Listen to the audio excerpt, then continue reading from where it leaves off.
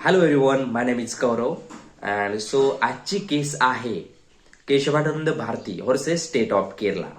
So Keshavananda Bharati हे एक केरळमधील आश्रमाचे किंवा मठाचे प्रमुख होते आणि या मठाच्या अंडर म्हणजे वैयक्तिक त्या मठाची काही जमीन होती. ओके, सो केरळ सरकारने काही रेस्ट्रिक्शन आणले, मर्यादा आणल्या की ज्यांच्याकडे जास्त जमीन आहे ती केरळ सरकार त्यांच्या ताब्यात घेईल आणि त्यांनी ताब्यात घेतलं ते.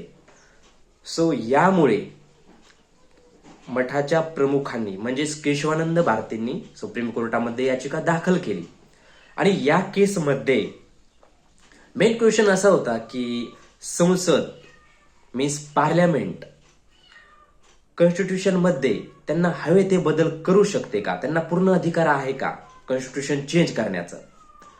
सो या केसमध्ये असा निर्णय देण्यात आला की म्हणजे 13 जजेसची बेंच होती. ओके, आणि निर्णय असा देण्यात आला की संसदेला कॉन्स्टिट्यूशन मध्ये चेंजेस करण्याचा अधिकार आहे, परंतु जे कॉन्स्टिट्यूशनचं बेसिक स्ट्रक्चर आहे ना त्याला ती धक्का लावू शकत नाही किंवा त्यामध्ये चेंजेस करू शकत नाही बेसिक स्ट्रक्चर. सो या बेसिक स्ट्रक्चर मध्ये काय येतं मग?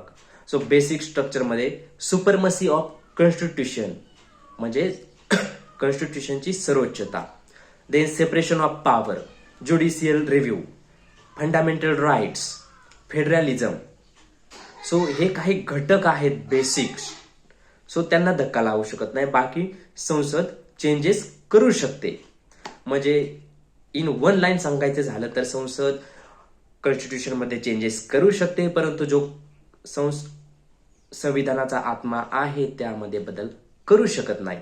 सो यामुळे फायदा काय आहे? तर फायदा असा आहे तर राष्ट्रपती किंवा पंतप्रधान हे लिमिट यांच्यावरती असते, म्हणजे ते कॉन्स्टिट्यूशनच्या वरती नाही जाऊ शकत. ओके, सो गव्हर्नमेंटवरती काहीतरी रेस्ट्रिक्शन येतात, म्हणजे काही ऍक्ट किंवा लॉज क्रिएट करताना त्यांना बेसिक स्ट्रक्चरचा विचार करून ते बनवावे लागतात.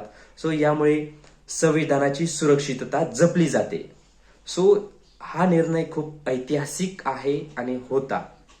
ओके, सो कोणत्याही केसमधील निर्णय घेताना ही केस डोक्यामध्ये घेतली जाते आणि त्यानुसार सगळे निर्णय दिले जातात. सो अशा प्रकारे ही होती state of Kerala and Keshavananda Bharati case आणि 24 एप्रिल 1973 रोजी हा निर्णय देण्यात आला होता. So that's it. So thank you so much. Have a great day. If you like this type of content, please like, share and subscribe. Thank you so much.